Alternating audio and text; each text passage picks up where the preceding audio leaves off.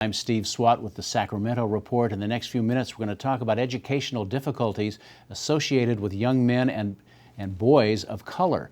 My guest this segment is Assemblymember Reggie Jones-Sawyer of South Los Angeles. Thank you very much for being with us. It's a pleasure to be with you. And I know you're on the Higher Education Committee, and you're a freshman, and so you're just really getting your feet wet, but you're on the Higher Education Committee, and it's been, I guess, a little eye-opening for you when you sort of study the difficulties that young Latinos and young African Americans have in going through the educational process to be successful.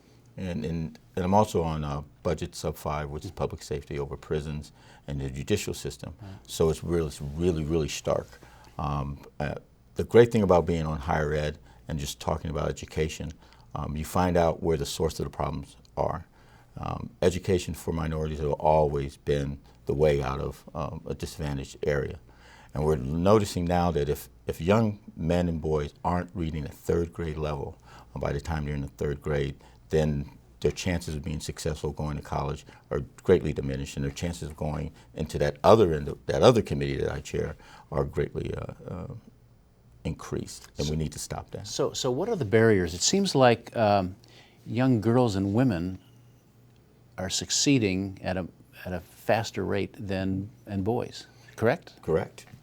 When I sat in the higher ed committee, our first meeting, we were listening to several experts on a lot of different subjects. I reminded them I have 2 children. I have a daughter that's at Hampton University. She's getting her master's, and a son getting his undergrad in biology.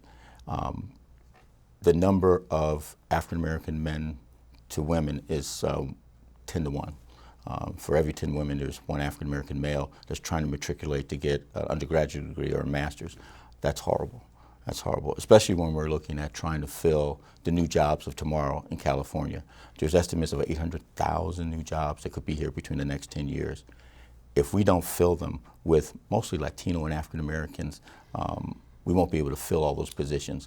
And the group that's lagging behind the most are African American males. Now, I know we've talked a lot in the last several years about the achievement gap, about minorities just not achieving what they should, and there's been a huge gap. But it seems to be closing, but it seems to be mostly with the women, yes. Right? So is it a cultural problem? What is it? You know, we were at the committee meeting yesterday. We were going around different ideas and concepts.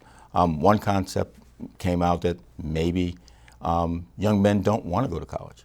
Maybe we need to look at the skilled craft trades groups to get them into. Because if you're a carpenter, electrician, plumber, you do HVAC, you have a job for life. You know how to fish.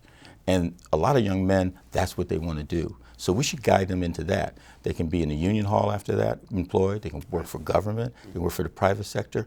Or could say, you know what, I'm going to hang my shingle out. And as long as they get up every day and look for work, they can find odd jobs all over the place. There has been a push lately to increase career and technical education in California. Do you think we need to go further? It's been devastated. The budgets for technical has been devastated over the last 5 years. And so we have to reinvest in that. I remember, I'm a little older than you, I remember back when if somebody went to trade tech and they became an auto mechanic, they had a job for life once they got with that AA degree. If they became refrigerating and air conditioning mechanic, they had a job for life, and they put their kids through college and everything. All right.